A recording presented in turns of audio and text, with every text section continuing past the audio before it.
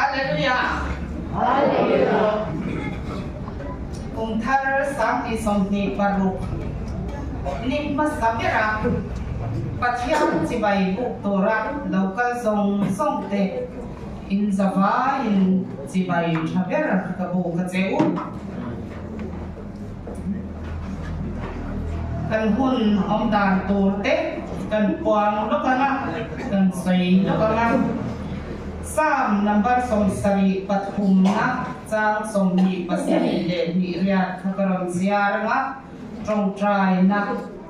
kanayanga chumi dota chuan pathian fak na ta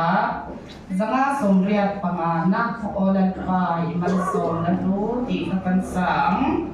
chumi dota por sarjan mezor halodin chua kanga por sarjan mezor din to zo a hian fatula matangin kwan dor poi mote kwan na hun anron nei bokang chumi dota chuan kan commanding officer rin shuai tulan na aron nei le anga chumi dota por bente item nei dorin kan somang chumi dota chuan pathian thucha kan ngai thadona ni tukin zinga hian pathian thu chia tur chu tam yau ma se karir khoi em sam number som sari pathum na chang som ni pasari le ni ria kha karon chiar a karon soidona tuna idau chiar tanang u sam number som sari pathum na chang som ni pasari le ni ria ngai te nangma hlata om te chu an bo ral don si a uire san tua piang che chu iti bo ral ta a ke ta le ro song pathian nai hia tha ni lan pa pathian chu ke in him na ma in ha tho song song thu chu ka shil thei na ti in tu kim si nga hian pathian kan nai hia tha pathian kan in him na kan man lat hi apoi mo le ani lat man thu kan chiam te kan vai kan man min song sap theu ro se pathian ma trong trai ni ko nang u lat pa kan pathian min phang le min en por hin tu voin kum sang hi som ni parok ni ma sabera din thar ko rai si pai te nang ma si bai bu tu ra imi hati zong min roi khom le ta ka wang hian lan pa kan phak che alom thu kan ri la se lan pa kan hun kan to te kan ngai to in imi roi na te mal min som sak na te zo zai hi aro pui kan ti kan phak che alom thu kan ri non le a che lan pa I thua kan chia ta wang khan he kum sang ni som ni paruka hian eng lai po nang ma kan mai the na tur che le nang chu kan in hong hin na lo ni zel turing kan so ma che kan commanding officer po ito cha puangin na lo ding do na ni a in bua sai na te lan pa ti lo trin sakin nang ma tharau lama lan pa kan than lem theila torin I thu tak cho ma kal thangin ron puan chwa sam zo kang che voinia hian item om tur te iro puinan kan ka ne kan hum song te iro pui puan chwa na min han sa kang che lali swam tin don thu som chungin inena kan ron din kan ron in ta ne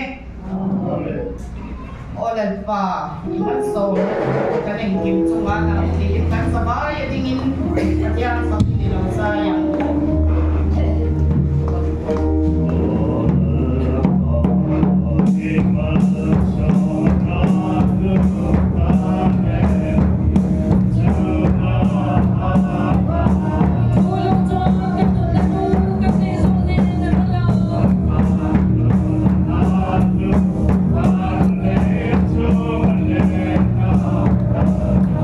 Well,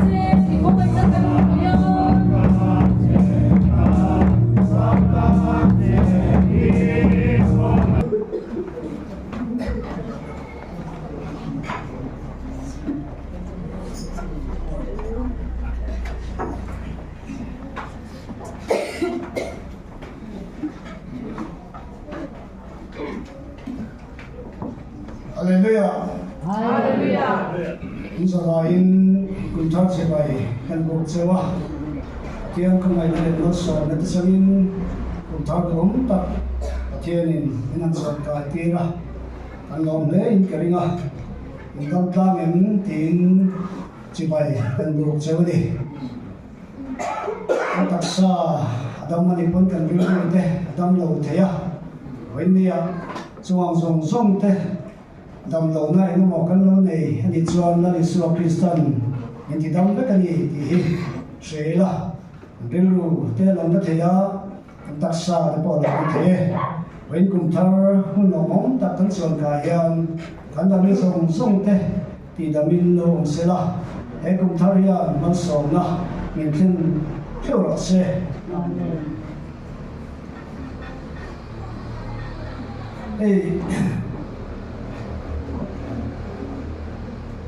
Kerja dengan Christmas kan refreshment nama, boleh kita kan talk dek leka. Tunya racun zi macam mana mungkin tu ni, macam leka. Racun itu te boleh lau le, maya form ring maya. Racun macam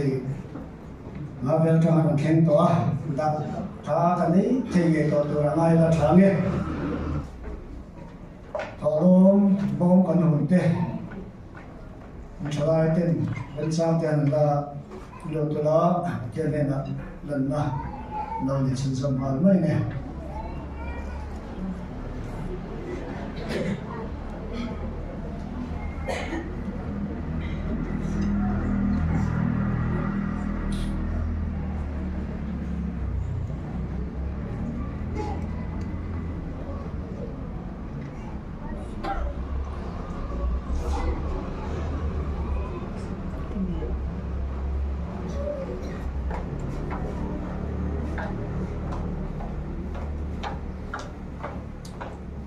trong trại mà lâu bà không ai nó sợ nó đón tập tôi kinh cùng thảo đi đâu cũng tập ở hiên thành đông lệ thành hồ lệ anh nói thế mấy lần bài này là rồi tôi nói xây đi anh nói gì anh tin ta nằm ở chỗ bảy bộ nó tụi in sum lệ bài anh đem sang ăn tê cho nên là không biết nó may mà cha mà nó đi quy mê cái gì ai bà hẹn cái lòng na thọ lòng thì nên nó khéo chầu xí la à thọ tu song thì mình mà lâu sầu mong chế hẹn cái thọ lòng song thì cũng thiêng nên mà cái bài số Krista mình mà làm nào chế Amen.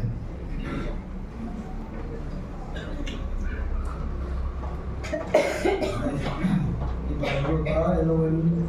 the building fund, the whole week. Kasi wala nga dito sa water sila ay ano kani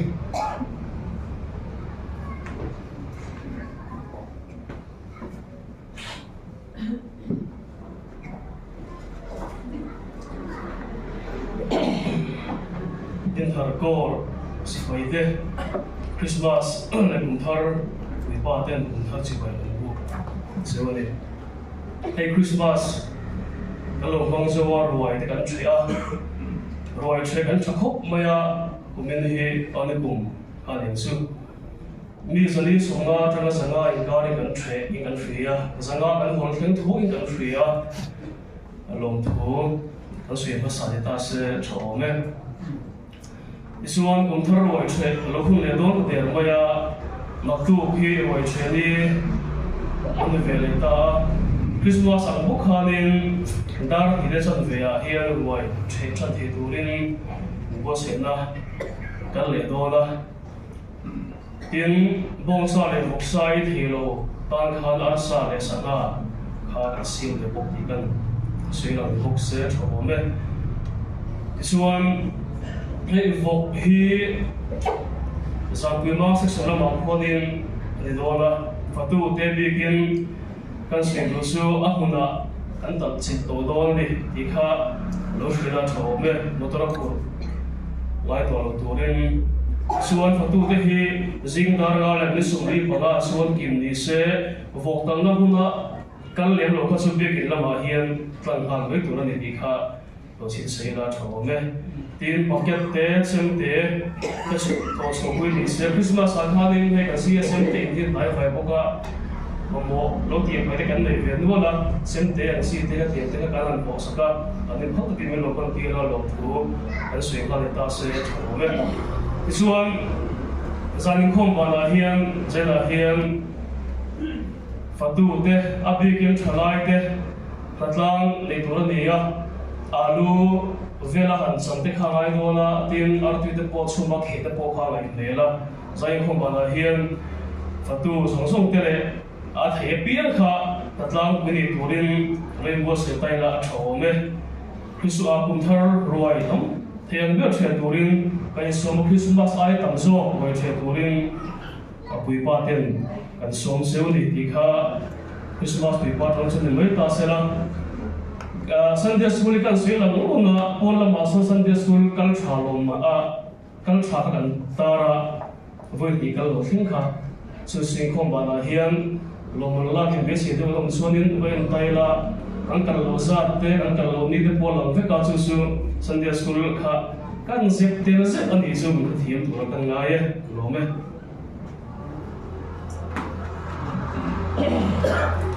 giờ nó trong khang xịt khang ở sáng mình nó có chuột tê tê kiến nó vậy thế đấy tôi là cho cái commanding officer cái số mà xoay tổ chân na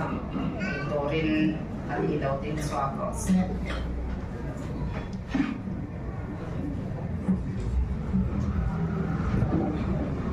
Hallelujah. Hallelujah. Se vain tuli suoping in sibai. Abu ka cheu kum thar kun duom tak mai pathian in men an suai theng le a. Kan sak pa ke kan the wang te ne ve. Ma khongai na le pe kan sanga ko inni kan han chang hi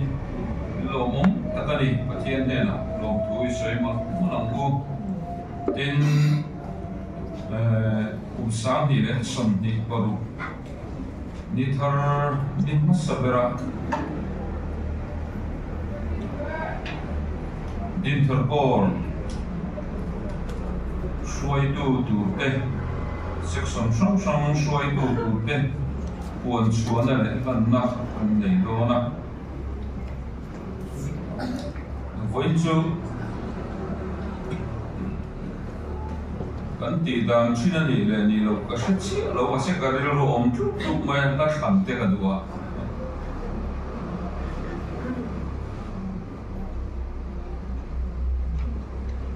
la ka sangai vok lo tu kin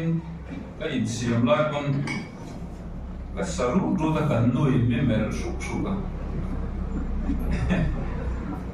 la number zanga som to pariat na kha suai tu plan man din chu plan kan kan mai kan ta bu kan om chu wangin o kan pathian hei hi kan dir ber che kan ram kan nam min suayan nang kan thang che chu nam le pon nam ber ma in do khem ma se zel turin min kuila ro min ben sakang che Pathian ro min rel sakna huai chuan avan thawon thak em a finga pia kloma pia mai ti finin an oma voi ni suai tu lan na kan nei don a hian he la hian karil ru min te umaya kina thanna nei don ani kan territory in kalphung thar han dila kan ONR chunga kan neisa an herrem shet kan neya vonia chu han talan masak kan dua territorial council in voi enga moza ang dua chumi ngai tu nuwa chuan task force kadin ha an la chuan bial dina hemi lo mai tu zuya recommendation siam turin bial senior bial council linchilawin a senior bial committee din turin mitia chuan bial committee chuan an hira chuta recommendation te division a alut soba division a chuan committee din le ne division a tang po chuan ngai tu le bial sang atang alut te kha thirnon le ania chuan task force kuta lutin territorial council no alo poma chu territorial council na poma chu TGC territorial governance council in pompui no voidian man alo nita a senior core local officer te senior core local officer te kalphum tu ania chuan senior core local officer commission te an mani ni na chanvo in Siem Reap na secret balota nei thin to tu ania chuan chu nei thin to tu ra chu tram khathi ni ania mi pakhatin tram ni kumli azonin an chang theya chuan kumli azona nina posa an omto chuan akum tram dot lea chuan tram ni tram thumna chuan pos danga an nge to tu ania an non thei to nova chuan chu bidan kalpunga chuan retire chumcham tele til sang po din local officer commission po duhun huna ati thei to nova ei incident om thina awang bo tiang chi lok thei lok ang chi omani ro chuan CEO tele DC ten in Veronin kham kha Siem Reap turania ani logaro chuan kham thil siam chi kha commission hemi in khan le ma chia roman na nei chin turania sia chu tun kuma sangi somdi baruka tan turania nikum December ta han ke ni bial po board din te kan in Siem Reap ka approve kan la kum thar foi tu dan rola kan turin chuan voidia kum sangi somdi baruk di sari e tram khadania chuan ni sari kum to pa an in Siem Reap lenga period di kwa chuan di kwa tang in di kwa to pa in sihan akum di to zel an in Siem Reap turania hi territorial governance council le territorial council in kumdi tuayan ata te po hi kan practice putanga an endon lega Siem Reap ngai Siem Reap turin chu voidia kan sei lamtel dua hian section song kan oma en women ministry lamte po hi la en non le turati ania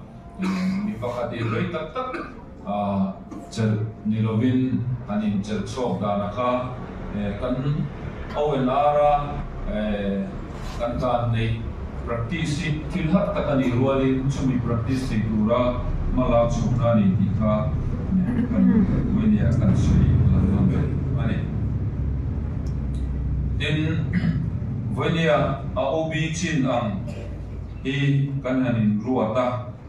din chumi te chuan an room bol pui tu council member an tham chuak ve le anga chu council member tham chuak te chu siu te na proof tura thelu vek turani charge kan in kan nuwa hian chuan remchang sabera lan na de turani a kha section tin te le board le point kan lo se don nia tin chu di rol chuan dan thar a chuak de le wa kan dan hi atira tanga som mai tu ani som lova sia thiam na kan bal yer ato pa sitanga in la kan buai tha tho bani chu với point nan suri nan den wa i women ministry a dan thar ron chuaka member council member ni thei za anon siama chu kan shoi tu te poi chu mi chu anon so mai tu ra anga ya chuan anon so manga kun kuma ni lo te hi na kuma ni hun aro venga tin shoi tua than kan ni lo hian e kum chu ka thian pa ka thian lu ka rong bol pui te pura dan dal pa ru ta ni ti thiam ve hi kan sir fo a pui mo chu lu huna ko hian kan ro kan an soi non le duwa tin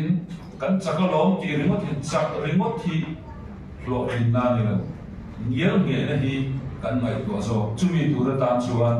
ko khanin ro kan rela ko khan chu ko kan ni lo wa chu ko chu pa ro rela fa ya so mai ko khan chu mir in ang lo tak chu ko zir chuan ang lo tak kal khom kan ni man ta nin min thuat khom ai phong chi chu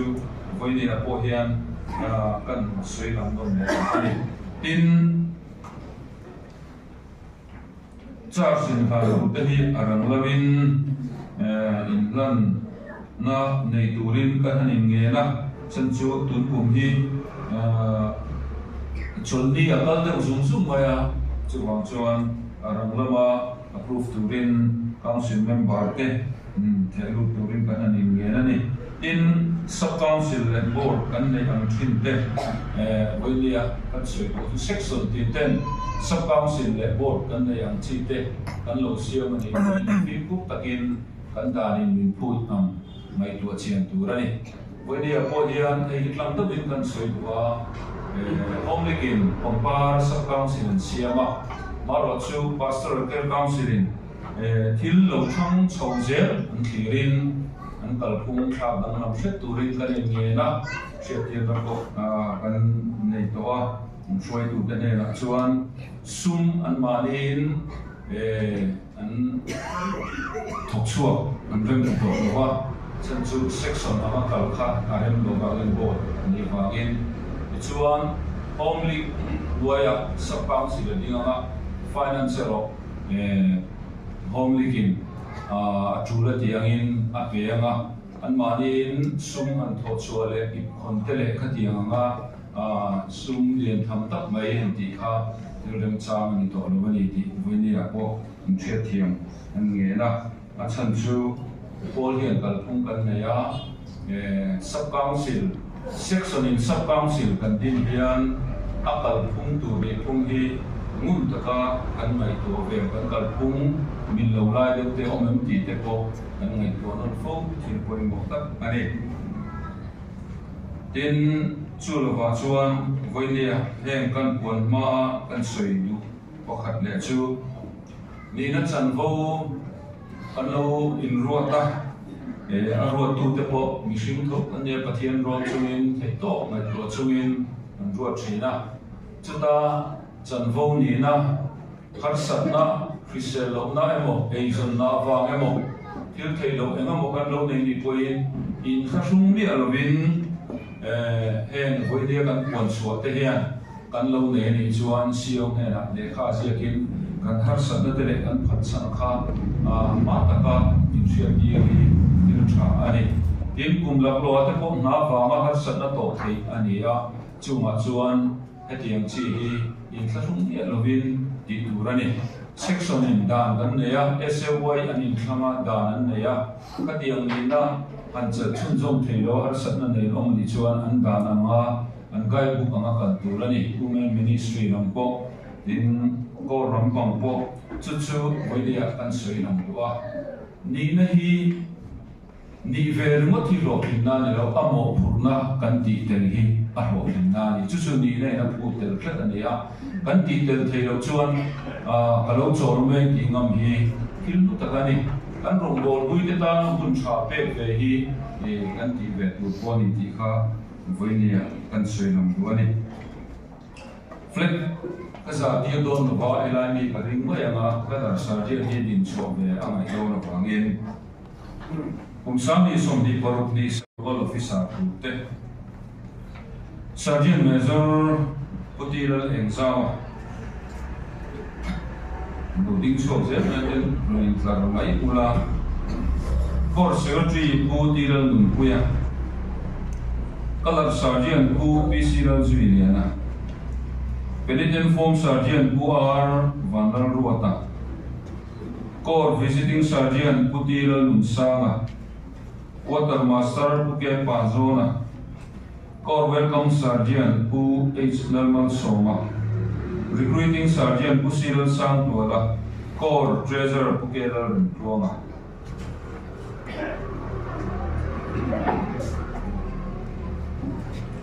Ani ba kahian senior corps local officer te jingami ani elect an theive chilowa in thangsing an delo mar chu senior corps local officer te jinga kan bo chuak del hrim chi manga tlangwang juni in puya corps cadet guardian ben master pulan manga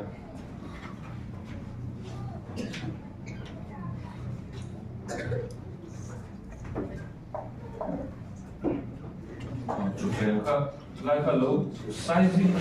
no in CM room, like again, check the mega.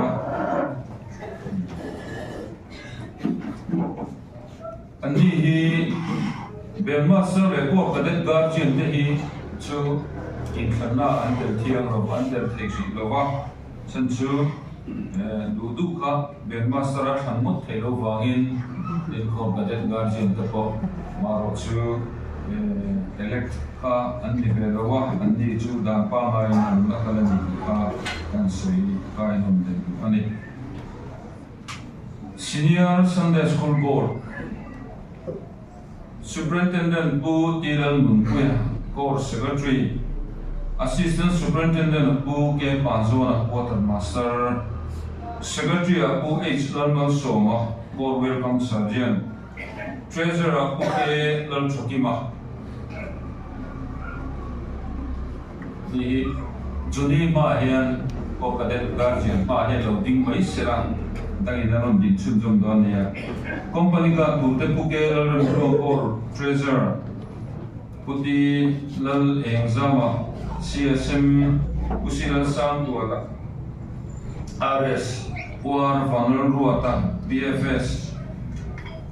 Pu Lal Mama Master Valjanil in Puekor Cadet Guardian Pu Tiral Lunsang or Visiting Sergeant. Missionary Board Chairman Major Sanral CEO Secretary Pangwan Ti Lal Wan Puya Treasurer PK Lal Thingliani.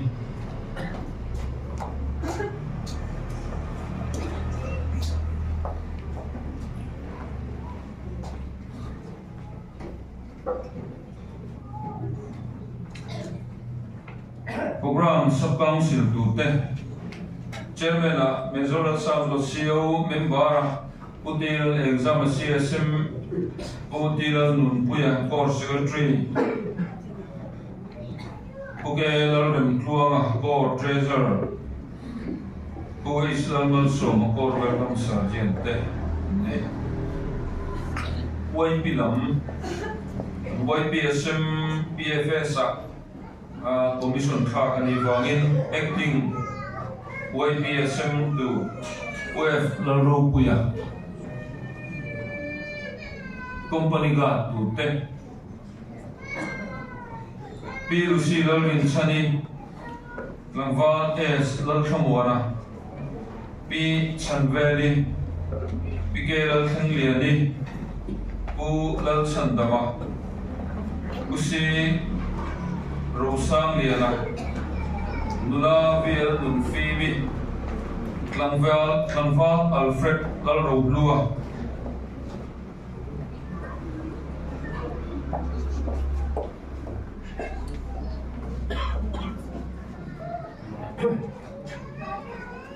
Nula Bridget Ramdin Thari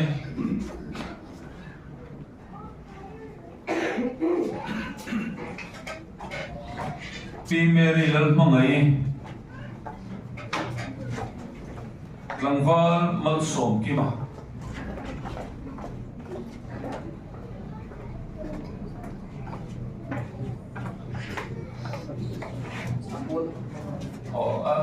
Abba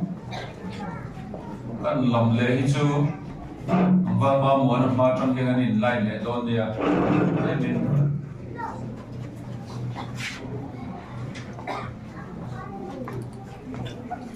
tham mo na lucy ke ma tang ve ko nin lo line na chho me ti lo chan da ma Corps Cadet Sergeant ke mal som tuanga Corps Cadet Treasurer nula evalal pihi ki sur pala ni pi ni tong chu evalal mun moi Corps Cadet Sergeant rangwang vanangel ven hima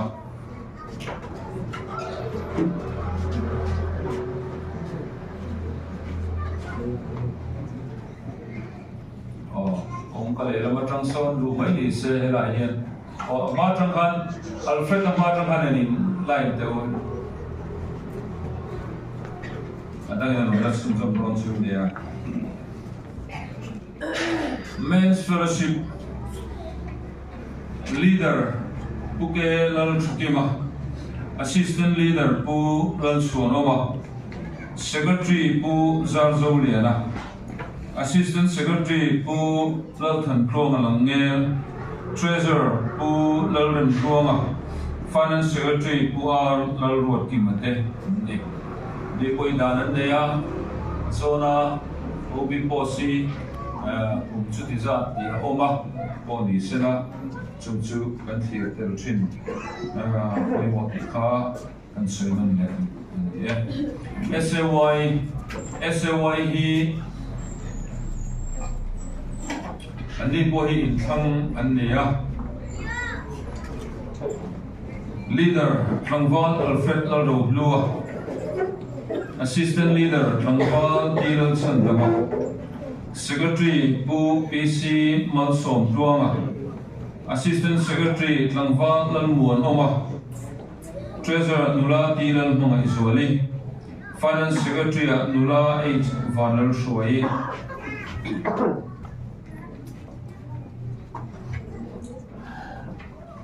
Ben, Deputy Ben Master Turin Langval Legal Sandama Ben Secretary Langval Sandoya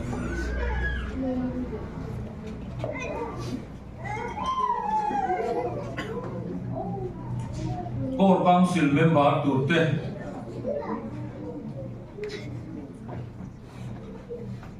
Putilal Enzama CSM Putilal Nunpuya Core Secretary Puke Ram Tuang Core Treasurer Puke Bazona Quarter Master Putilal Nuksanga Core Visiting Sergeant Pusilal Sang Tuala RS Puisilal Matsoma Core Welcome Sergeant Pupisilal Zuilian Color Sergeant Pulal Mangaya Ben Master Langval Juni Laldin Puya Corps Cadet Guardian Puar Vanal Ruata Penitent Form Sergeant P. Chowziki Home Secretary P. Vanal Chuang Eloing Secretary Pukeral Chokima Leader MF Alfred Lalro Lua Leader SAY Puyaf Lalro Puya YPSM Puti Vanal Ngela RS Retire Ipak Ayan CEO Major Lal Sang Sualale Captain Vanal Ruatite Ni Heng kan lambak ahian section sang-sanga Local Officer Commission te Insul muna ding turin kan song acho section sang-sanga in kan soi kai le du chu kan retire officer te hi on call reng an nia chu la pianga man tur man the tur an la nia maro chu active an ni to lova chu kan soi langdel duwa in local officer te po active an ni to lova maro chu chu la pianga man tur an nia khongai an ni po rongbo tu te nan ni wangin an chu na ring turin kan som ani retire local officer te ne nam chuan retire officer te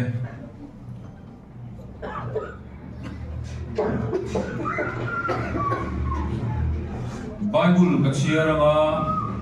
chumi chung chuan kan zai ni lo ding ang bu la han khan ka du mai ho in chu na chen ka ngai chi lo wa ma mo na te khan ko wang sanga som ko pariat na onang kan lo kan pathian ibing ro pui berse ima kan lo kun hian kan dir ngai tha ang che kanong dan tur ngai towa mi pui kanin khomin finnaro pui min rela aro min rel sakang chetika an kan duwa Bible an chiarange hian thu korin thon khat bung khat chang som hi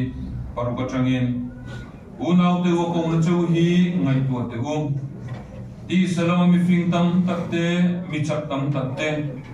mi tha tam takte ko anni lo sia hi nima sela pathian in khovel thil a te chu athang zo ka mi fing te chu ati mol pho te turin in pathian in khovel thil chak lo te chu athanga thil chak te chu ati mol pho te turin athu lalpan marso se wait hello so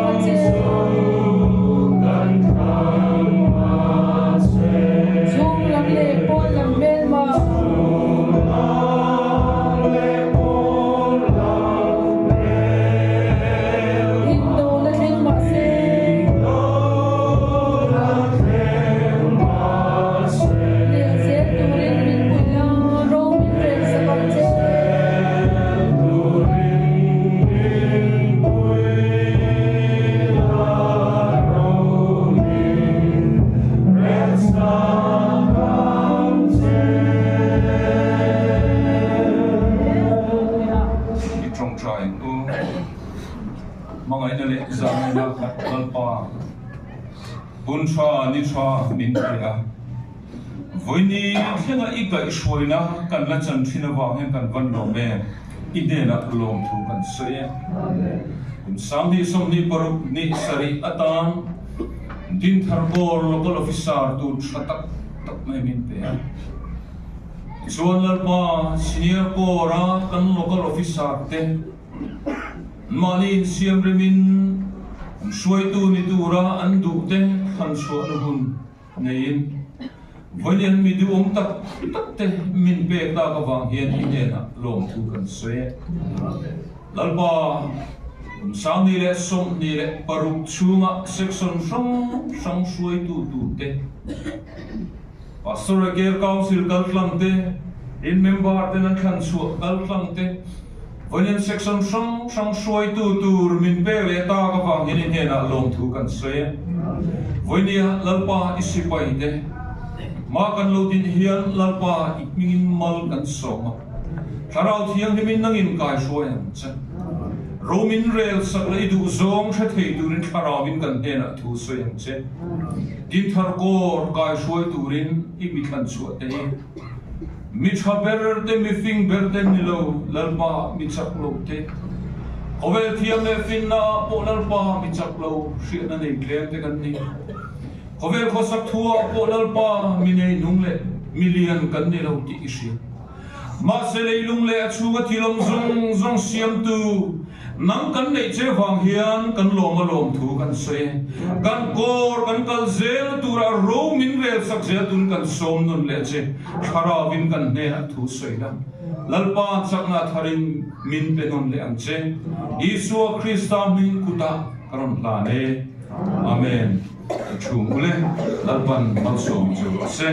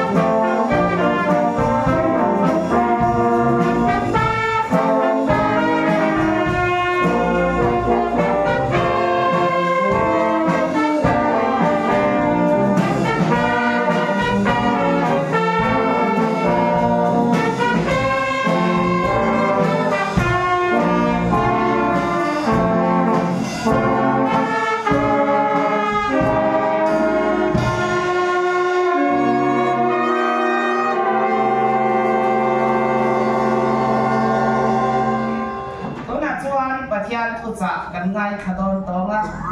kan commanding officer Major Lan Sam Soala daw sama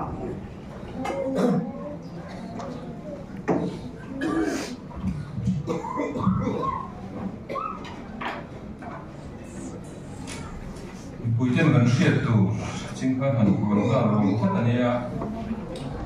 bằng hình lệ được cả đi khi vào trong member tan Israel mau so ma or welcome sergeant tuna kan Sunday school secretary senior Sunday school secretary donani sami somni paru divisional management and expenditure board member tan tu tiral nun puya board secretary ya lom ka ti khop maya kan kor hei hian January sangi somni paru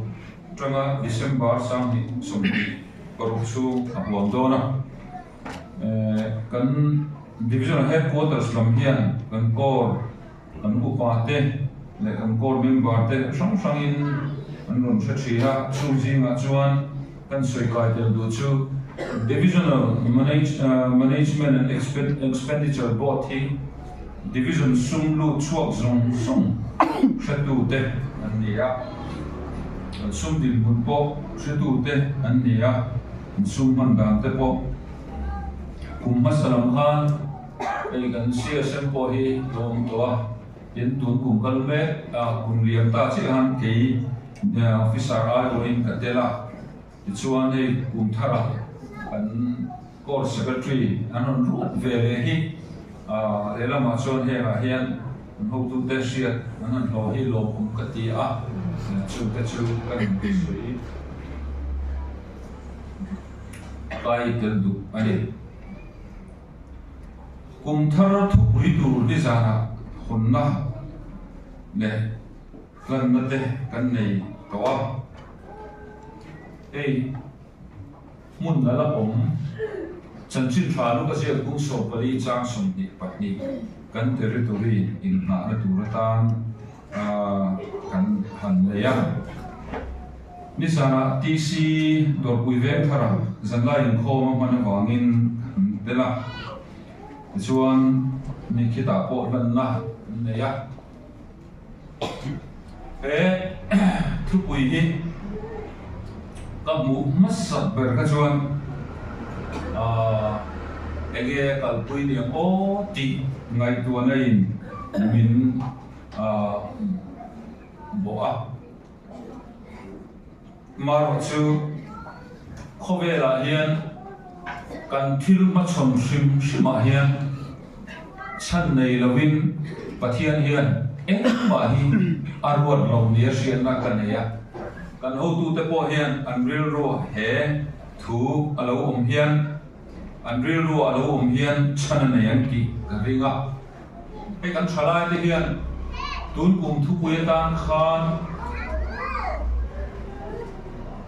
ron suai lu ro inge le o seng khom lam thu pui an ne ya mang in kat nai min se thiam te o sumi lo do le na pa pon chu ani theya mun la om atira ka en phat tang khan ka pang bo de le ki ka mar chu Christmas tang khan e sarmon hi min pet no maya chung chu e voi ni mi khat ni ya eng po ni sela a khu won na ang chak sei tu ra ngai la a tha ome din thar bo ra hian tan kum li omna lo ni ve don ta a eng chunga lalpan in ne na pek tu ra ka thin lu min pe sei so hi ka ti mai tu ra ne ya kanong kum kho don lo wa chu gun chunga chu patian kai shoi na in transfer officer review board ina an ngai tua yan son tur te zinga min tel ni chuan tun thalai hol board vel anian kan kun thar turin kon ve ka ringa kum da ti thin chuan March Satopa Martin nei mai tura in ruang man na ril ru te po kuman thar phathia tu kum chu kan ril ru ngai tu na dang te ka ni kum na na chen ang che lo te wing a ria officer tin te kan ni ya ka thian te kum li om thing to ho chu cái này bây giờ rồi mà phim thôi bội về khi nào cũng biết cái thu đi xí đâu á đâu rồi về nó đi ra tới cái gì à mà rồi chứ với nè chúng ta sẽ cùng vào cái suy làm đua cái tan cũng mình thara ni gian te po han cái thìn lung ngày tôi nói sao mà tập sang hay bị bé sang hiện để cái đấy mà rồi chứ với nè cho nên introduction anh chụp cái suy đồn anh kan thu quy mà này chân chân phá lúc cái gì cũng sống bali trang sống bát ni anh ấy chú ruồi rô bùi để khi thu ở trong cái thu bùi hi làm chùa anh ấy kan man thiam ha lên cái ring à phía lệ zona trang sống bali trong hiện kan chia ra mà hay hiện sáng môn tắm tật akin tel ha là vangin tin ani chuan anela mi tuin emo zana roi ro pui takin athea mitam tak asoma tin ai hun chuan ami som te ne na local ru tuna engkim pe anita titurin aboy atira tin an zain thukhat huain chuan lam an nei fika amma saberin anena local kaleta a en in kakal atrulani mi khumaila mian phat sakang che atia tin midangin sepo tua nga kaleta a achia atra fein kakal dona mi khongaila mian phat sakang che antia tin midangin nupui kaneita a chuwangin kakal theilo antia tin boy chuan abu ne na chuan pu ne na chung thu chu avahila tin in nei tu chu athin urang aboy ne na chuan chuakla cột khera te gom gara te kal thuai la pachia te piang sual te mit del te ke bai te heta ron suai lu drop atia in boy chuan kapu ithu mi pe ang khan kati to a nima sela mun ala chuang ta fo atia tin apuin boy ne na chuan chuakla lam liana te daya te kalla ka in khanan mi han khem lu tram ro ka khila che mi ka som te khan pakhat ma in ka ruai che an ei lo wang atia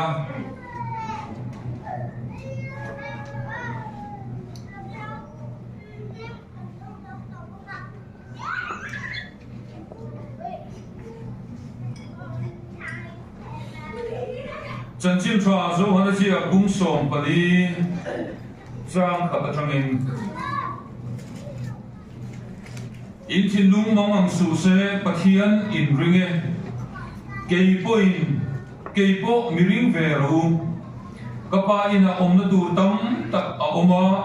a om lo chuan ka khil to tu cheu ani in tan mun siamin ka kal don hi tin in tan mun ka han siam chuan ka lo kir lenga ka nena ka lam cheu kom na nang mi bo inom theina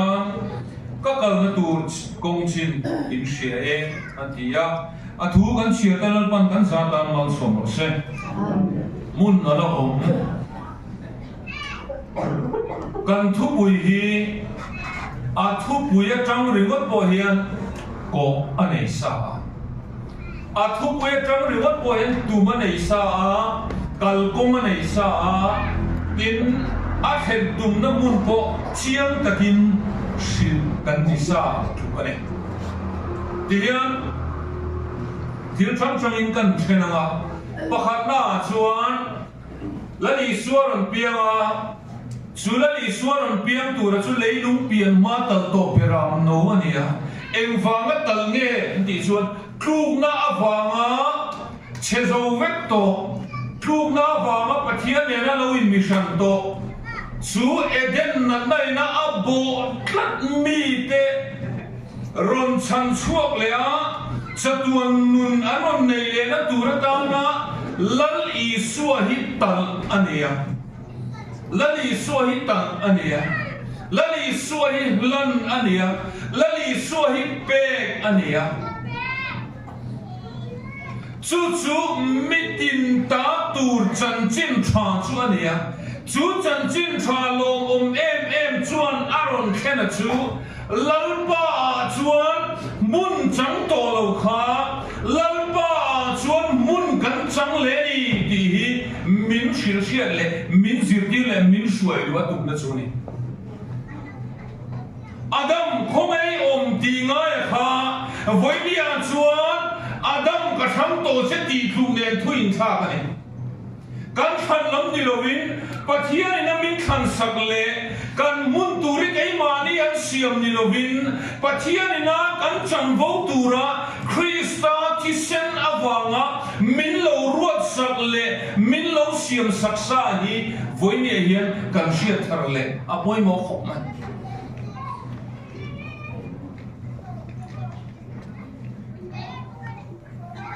sarmo nanga sui tura chuan a clip hian an ti lo la suar palanga an ngai tua sualam ti ka lau thina keima khara wa chuan krista kan na lo to nu le krista na athisena min kan to nu ai chuan ke chu kanun sualin min pai ka ti to lo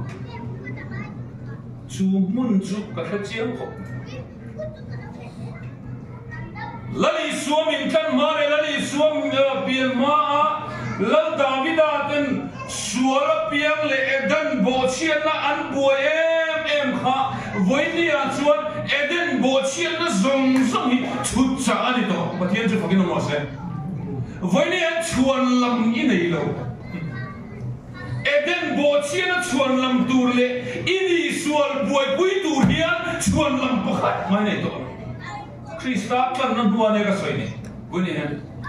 athisen na min kan fai na himo anna sanu tu kan tan mun siam tura lali swaron fight chuana hi anna lu tu aro pui lu tu tu rung lui hun zong in zia ki lali swaron piana tura ta in buat sai na kong in swal mai kan tiom zia avai hian lal isuaron pian na turata nam ani chuna pathian le se ka nam in chuna chanchin zia ka pathian ro pui zia ron ta lan na fe kan ni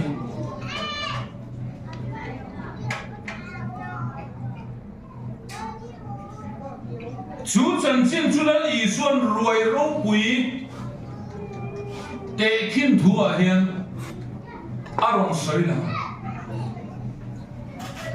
mizo te roi che dan le judan te roi che dan ni chu in ang lo takania bolen soi fia don la arei don tu kan roi che du kal hi ni ngot lo tat ma juda te roi che dan ani an roi khan na ten roi ni na ten roi thum na te an loi cho kil tura an roi che ni thek pai chuan thil dang lam lu tu ka nia eng po ni se chu ta tang chuan in lo mai tu thiam ka ringa khar roi buat sai tu khan hei pathian thu le pathian le mishing in kar a soi na le nu pa mo ni tura ani nei te khin ring ania ro pui ta ni chik tu min lo mai tu ro Mechia apasal nena alloy na turata na apasal lo in buat sai na tam takhi pathian thu nena pathian le mishing in kara apuat sai na nena chil tam takhi tekhi na ne suroi chobuat sai tu chuan khami som zong zong te kha antan mun bi arwat sak cheva du hunat so kil vangot ntur ani lawa ini ju ra fatu ten ruai kil thenen awa kalma sa sa ngan do muk ma andi a chuan som lo te an tel ngai lawa chu ma mi som te tam chuan chu ruai buat sai tu chuan eng kim a pe effect a trap berantan a pe ni ma se mak ka ti chu a chia lo ti ra local ro duna eng kim pe anita e titurin boy atira amma saber chuan churuai atana buat sai achan voturan lo a ruai buat sai tuina a avasom tir hian alo chuan lam chu lo kaleita a en turin kakal adrulani chuan lam king takani tro ini vechi itara mun buat sai so many me la hian voinia ronin khom ten kum sami somni panga khan hetiam phat na hi icha chuak phong kari ini pok kan ni kan phat na le kan chuan lam hi a twin to vek zel ke ba di lam atang chuan adot le a chuan sebong tuai sebong puak nga kalei ta a chia traffic in kakaldona mi khongai la mi han phat sakang che kanin chung khurdin munatanga te chuan phat na tling tak ani tro I phat na bo kha om ka ti pui thin khop mai che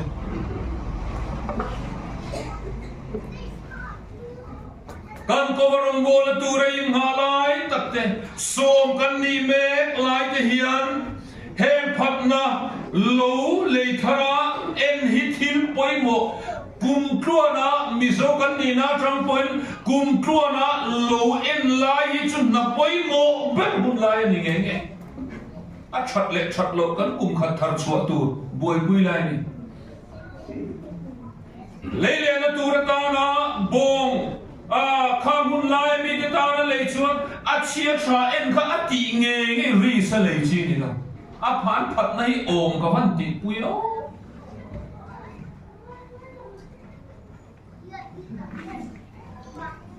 a to berina phat ta bai hi chu mi shing lam da na chuan a thuka phat na chiang hi om karing lo pompui tla ka ni a thuka phat na pompui tla dal om chuang in karing lo nu pui ka nei ta chu wang in ka kal the lo ti mo mai ni unau tu vonia hian chanchin thwa zohana sia ka chuan in lu mangang su se pathian in bringe kepo miring veru kapaina om na tur tam taka oma a om lo chuan ka khil to tur chuani in tan mun siam in ka kaldoni tin in tan mun ka han siam chuan ka lo kir le anga ka hena kalang chu kom na nang ma ni pon om theinan ti hi lal i suan min zirtir min shit ani kantan munan siama chu kantan munan siama chuan mi zong tan room a om veka mi zong tan chan vo a om veka mi zong tan lali suwa hian he van rama hian chan vo a pe vek ani Masenamo voini ahian kan soiluchu khilaya kan munlua turam min som hunlai roi chun I chuan lam kha nang malama aking to itingot nilo pathian lama hian kha chuan lam ka aking to ngam ti ngai tu ve thri nang che I munlua tur hian I muni arwa ong tu man an go don lo chan vô kan nei chhe Đi mày mày đi đâu vậy?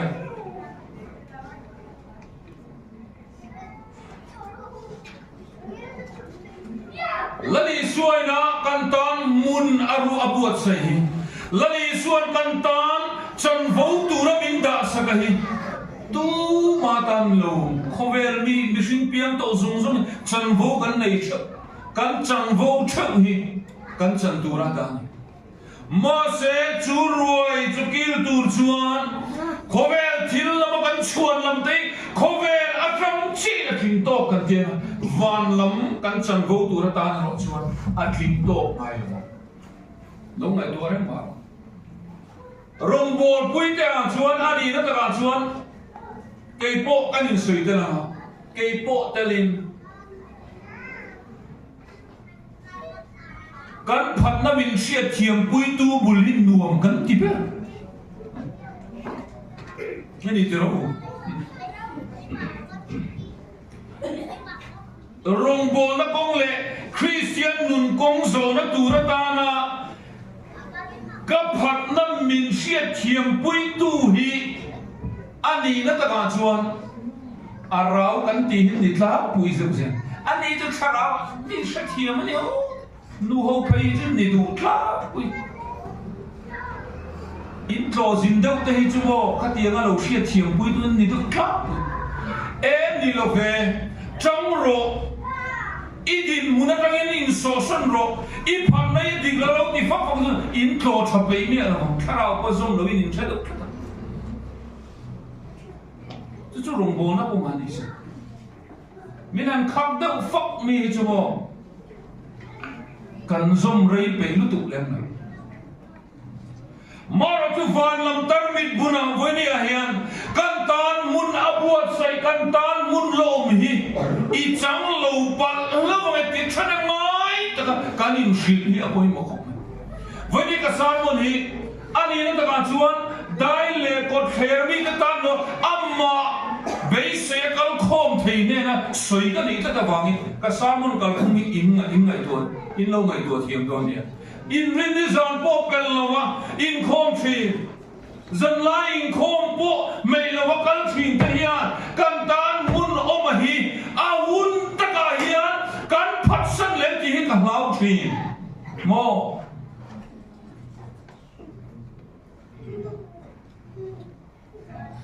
ruai chokil tu lai ta ka min so lai hen chuan lam kan lo nei ven ti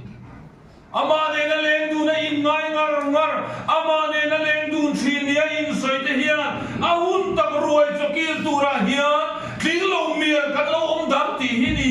helai mun kan soi tum lai ka chu kan tan mun om hi midang ta na siam ne lo ke po ka ta na om wang ania chu mi chang lo chuan I lo pilbo lo ta kal sana adop le a chuan chu cross ti sena wang chuan chu thole na nun thar kan nei na wang chuan nang ma khan mun a omani ka ti zo ka ru om te nang ma khan pathian in mun a chang to sin Nama khan kharau ra lang chuak turin do thei nei mun ane sin Nama khan kharau ra lang chuak turin rem na hian mun ane sin imi zia ka tha adua inun phung thin ka tha adua he kum sam ni le som ni paruka hian Nama pathian na muna chan kha han ente ro pui ta kani elal pa nama vain rem na hian muna lo chang ni mo nang ma wang hian voinen kanuna hian mangai nei mun alo nei ni mo mun alo lo ma ni mo do thei nei mun alo nei ni mo rinong nei mun alo nei ni mo mun hi lo van tam em kanuna hian ai ba nia uma nu na hian mi mal mi pulpita tanga han soi te pulpita tanga tuwe mo choi moi bi na soi te hi ti lo tha ka di ko mai mar ka choi moi lam ni kan ti dun na ka soi chu adu wa nga ne chen khat thi pulpit thi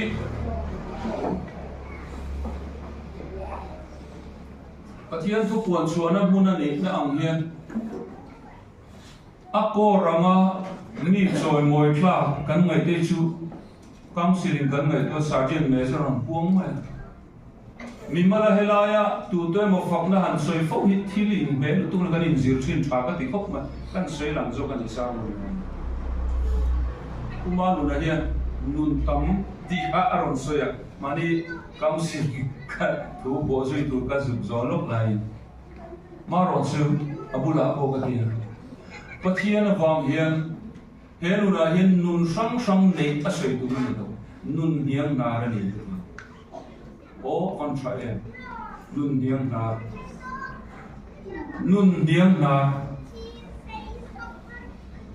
nun tam mi zo ran le nun tam hi chu mo nun sang nei ania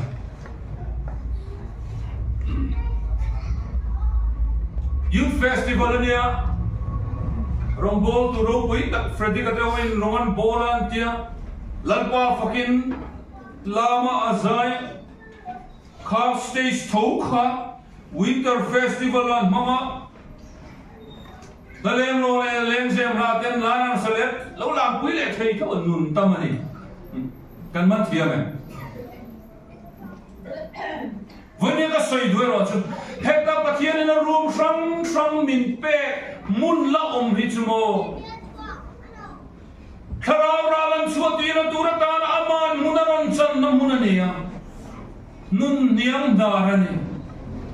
inenia ka soya junun niang na chu pathianin kan mi zia kai mi ze tharmin pe na ania thilui te chunral ta ngai te alo tharta ya ti hi kum tharani tang chawani lo pathian ring tu le ruai chokil tura ami khang tak tenuna chuan an maria hin danglam nun ni tin alo phenga chun nun danglam tak mai pathian ina tui waina chantir hian thil mok ania alo cham tu tan chuan tui waina achantira alo mudu tan chuan wain kha athar tha nei re ngin sia waina ti bung an ti thung alo khir tu tele nei tu ten an lo da kan thiam hemi ruma nun niam nar nga takni chuan amuna ama kha mihing danglam mihing pakhata khan chu pathian kharau pathian khomai na le athisiran kan nan nun auma rem na siam huna chuan rem na nun aron chuak avan diam ta rem klom mai muna chuan klom nun kharon chu atira niang na amwin chua rengwin mangai muna chuan mangai nun aron chu atira keima chu atir tur lam ni a chu atir tur chung ri long khan chu ka man turin min pe ka mang mai ni mo chu mun chu ni nang ma po kana om renga inga tinge kan hai trim le chu ru ma chu ni nang ma po na om renga kan zavaya hian a om veka kum sa ni le som ni le paruk ahian nang ma mun o makha pathian ina kharau ra nei na turata na mun aron sia makha thisena allei hi ani na ta chuan eden bochian na wanga ni sualian di boito sukse nun thar ni ngai to thar ta hian mo Eden bo chian an ni sual hi za chuan lama nei lo bong ka ziani ti dei thil diga ni lo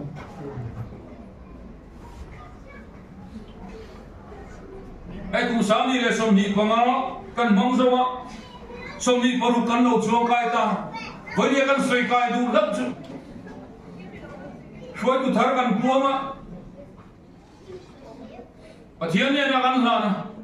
masom turin kanin beisen pulpita ding chin le thu soi tu ngat phai chu mai so na mu kan trong kam khem po hian mai so na mu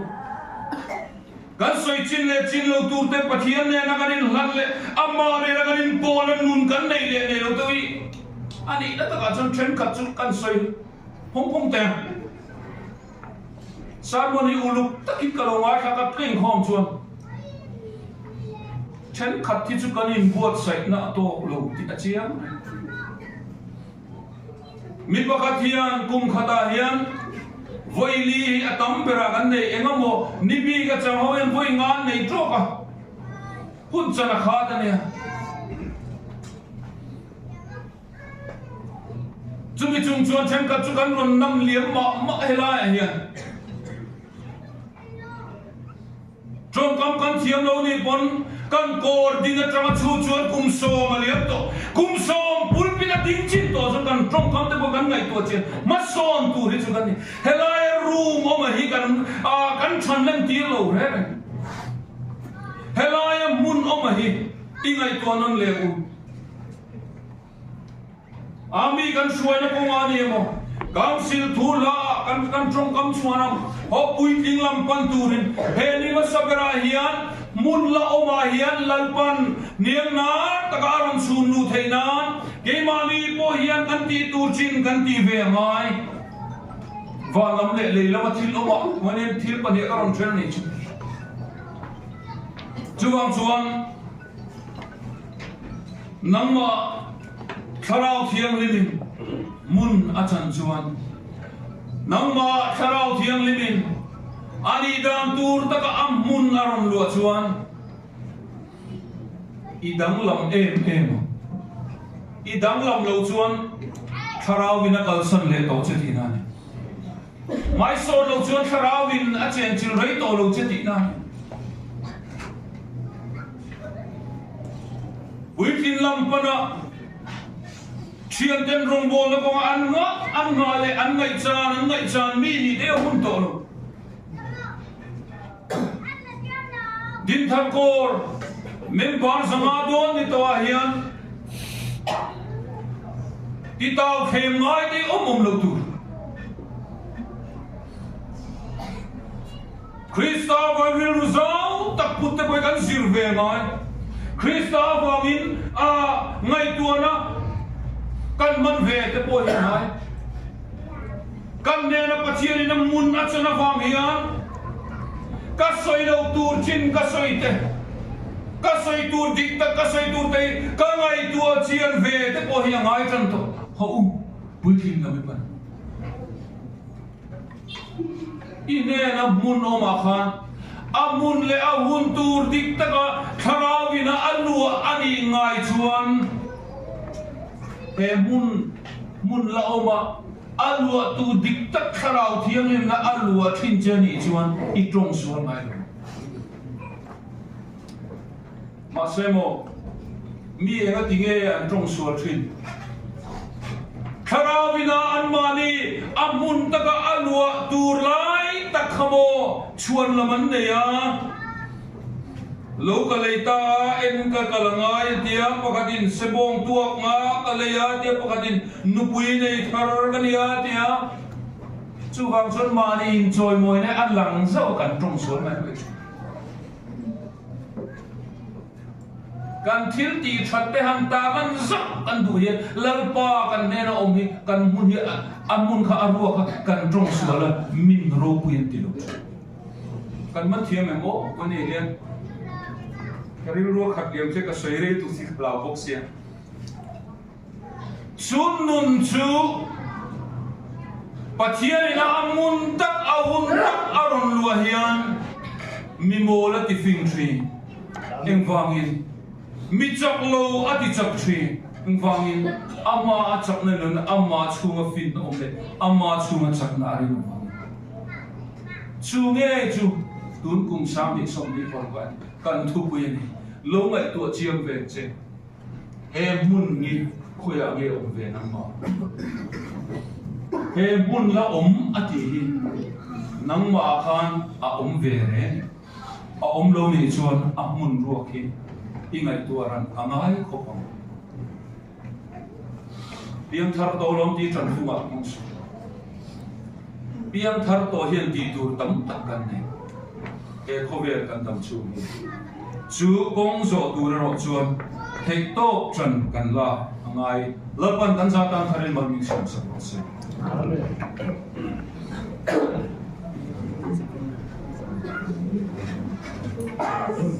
Pathian thu cha koi mo ta nei kan long mai thu zo ta